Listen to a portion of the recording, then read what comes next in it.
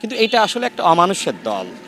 ১৬ বছরেও নিজেদের কার্যালয়ের তালা খুলতে পারে নাই, তারা আবার বিএনপিকে নিয়ে কথা বলে। বাংলাদেশে অতীতে যতটুকু সংস্কার পরিবর্তন হয়েছে সেটা বিএনপির হাত ধরেই, এবং বর্তমানেও বাংলাদেশের পরিবর্তন, সংস্কার, গণমানুষের যে স্বপ্ন, সেই স্বপ্নের বাস্তবায়ন বিএনপির হাত ধরেই হবে ইনশাআল্লাহ। বিএনপির মাননীয় চেয়ারম্যান, বাংলাদেশের মাননীয় প্রধানমন্ত্রী, তিনি জনগণের যে প্রত্যাশা, সেই প্রত্যাশা পূরণ করার জন্য একের পর এক জনবান্ধব কর্মযজ্ঞ হাতে নিয়েছেন। ফ্যামিলি কার্ড, কৃষি কার্ড, খাল খনন কর্মসূচি, এরকম অসংখ্য কর্মসূচি তার পরিকল্পনায় রয়েছে। দেখেন তিনি কি কি পরিকল্পনা করছেন সেটা কিন্তু আপনি আমরা কেউই জানি না। তিনি একের পর এক চমক দেখাচ্ছেন। আমি বাংলাদেশের মানুষকে আহ্বান করব, আপনারা জনাব তারেক রহমান, বাংলাদেশের মাননীয় প্রধানমন্ত্রী, জনগণের ভোটে নির্বাচিত প্রতিনিধি, তাকে আপনারা সহযোগিতা করুন। ইনশাআল্লাহ এই বাংলাদেশের পরিবর্তন হবে। জামাত ইসলাম, দেখেন এই জামাত ইসলাম কিন্তু বাংলাদেশে রাজনীতি করার সুযোগ ছিল না। শহীদ প্রেসিডেন্ট জিয়াউর রহমান তাদেরকে সুযোগ দিয়েছিলেন, এবং পরবর্তীতে দেশনেত্রী বেগম খালেদা জিয়া, তিনিও জামাত ইসলামকে রাজনীতিতে সুযোগ দিয়েছেন, এমনকি সাথে রেখে তাদেরকে মানুষ করার চেষ্টা করেছিলেন যে জামাত ইসলাম মানুষ হয় কিনা। কিন্তু এটা আসলে একটা অমানুষের দল। আমি প্রায়ই বলি, যদি ভবিষ্যতে কখনো জামাত ইসলাম বাংলাদেশে ক্ষমতায় আসে, সেক্ষেত্রে আওয়ামী লীগের থেকে ফ্যাসিস্ট হবে জামাত ইসলাম। এই যে ইবনে সিনা, ইসলামী ব্যাংক সহ তাদের যে প্রতিষ্ঠানগুলো রয়েছে, সেখানে দেখেন যে শিবির না করলে সেখানে চাকরি করা যায় না। এইটাই তার প্রমাণ। যদি জামাত ইসলাম ভবিষ্যতে ক্ষমতায় আসে, এক সপ্তাহের মধ্যে সকল কর্মকর্তা কর্মচারীকে তারা কিন্তু সরিয়ে দিয়ে নিজেদের দলগত এবং দলদাস যারা শিবির জামাতের কর্মী, তাদেরকে কিন্তু বসাবে।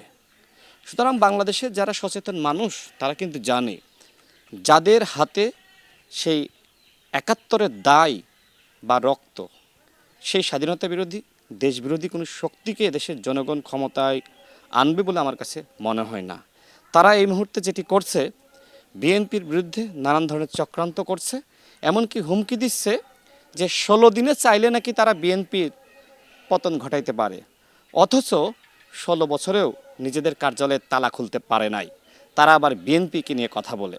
এই জামাত ইসলাম, আমরা চাই যে তারা ভালো হয়ে যাক, কিন্তু তাদের যে কর্মযজ্ঞ বর্তমানে, গালিগালাজ ছাড়া তারা কিচ্ছু বোঝে না। ওরা কি সংস্কার করবে? ওরা তো গালিগালাজে ভরা ওদের হৃদয়টা। দেখবেন যে যে কোনো বক্তব্য, যে কোনো আলোচনা, সেইটাকে তারা গালিগালাজ করে থামাতে চায়। আমরা যারা গণবান্ধব রাজনীতি করি, জনগণের কথা বলি, আমরা যাতে থেমে যাই, এই জন্য দেখবেন যে আমাদের নিয়ে নানান ধরনের মিথ্যাচার, প্রপাগান্ডা, এই কাজগুলো তারা প্রতিনিয়ত করছে। কিন্তু আমরা তো আসলে থেমে যাওয়ার জন্য আসি নাই।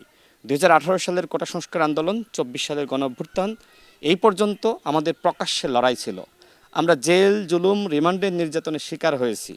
আমরা কখনো নিজেদেরকে লুকিয়ে রাখি নাই। আমরা পরিচয় প্রকাশ না করে রাজনীতি করি নাই। কিন্তু বাংলাদেশে জামাত ইসলাম এবং শিবির, তারা ৪টা ভাগে বিভক্ত হয়ে রাজনীতি করছে। দেখেন, শিবির একটা রাজনৈতিক ছাত্র সংগঠন, জামাত ইসলাম একটা রাজনৈতিক দল।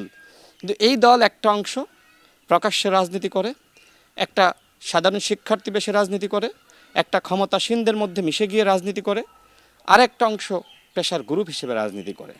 আপনি ঘাতক না হলে আপনি গুপ্ত হয়ে রাজনীতি করতেন না। যারা মানুষের ক্ষতি চায়, তারাই শুধুমাত্র গুপ্ত হয়ে তারা এই ঘাতকের রাজনীতি করে। জামাত ইসলাম বর্তমানে বাংলাদেশে ঘাতকের রাজনীতি করছে, সংস্কার বা পরিবর্তনের রাজনীতি করছে না। তবে আমি তাদেরকে আহ্বান জানাবো, আপনারা বিএনপির বিরুদ্ধে বিষেধগান না করে, হুমকি ধামকি না দিয়ে, এবং প্রতিদিন সকাল বিকাল গণঅভ্যুত্থানের কথা না বলে আপনারা কাজ করেন, সরকারকে সহযোগিতা করেন, তাহলে আপনারা বাংলাদেশে রাজনীতি করতে পারবেন। অন্যথায় এই আউল ফাউলগিরি করে বাংলাদেশে রাজনীতি করা যাবে না। আপনারা তো নির্বাচনের ফলাফল দেওয়ার আগেই সরকার গঠন করে ফেলেছিলেন। আদৌ কি বাংলাদেশের জনগণ আপনাদের ক্ষমতায় বসিয়েছে? এদেশের জনগণ জানে যে জামাত ইসলাম ৭১-এর দায় যাদের রয়েছে, তারা ক্ষমতায় গেলেও এক সপ্তাহ ক্ষমতা টিকিয়ে রাখতে পারবে না। কারণ বাংলাদেশের জনগণ একতাবদ্ধ হয়ে লড়াই করবে, যে যেখানে থাকুক না কেন। অন্তত তাদের ভিতরে একটা জায়গায় আমার কাছে মনে হয় তারা কমিটেড, যে জামাত ইসলাম দেশবিরোধী চক্র, স্বাধীনতা বিরোধী চক্র, এরা ক্ষমতায় গেলে এরা দেশের ক্ষতি করবে, এরা আর একটি অখণ্ড পাকিস্তান গঠনের স্বপ্ন কিন্তু দেখে। সুতরাং তাদের ব্যাপারে আমার কাছে মনে হয় বাংলাদেশের জনগণ একাট্টা। যদিও যেহেতু আওয়ামী লীগ সাংগঠনিকভাবে তাদের কার্যক্রম নিষিদ্ধ হয়েছে, এই সুযোগে কিন্তু জামাত ইসলাম তারা বিরোধী দল হওয়ার সেই জায়গাটা পেয়েছে। আগামী নির্বাচনে এই জায়গা তারা পাবে বলে আমার কাছে মনে হয় না। তবে আমরা মনে করি যারা 24-এর গণ অভ্যুত্থানে গণমানুষের বিরুদ্ধে গিয়েছে, গণহত্যা চালিয়েছে, তাদের ব্যাপারেও কিন্তু মানুষ একাট্টা। তাহলে এই ক্ষেত্রে একমাত্র দল হলো বিএনপি। বিএনপির বাইরে বাইরে দ্বিতীয় কোনো দল আপনি দেখাতে পারবেন না, যেই দল গণমানুষকে ধারণ করে, যেই দল কখনোই মানুষের বিরুদ্ধে যায় না। একমাত্র দল বিএনপি।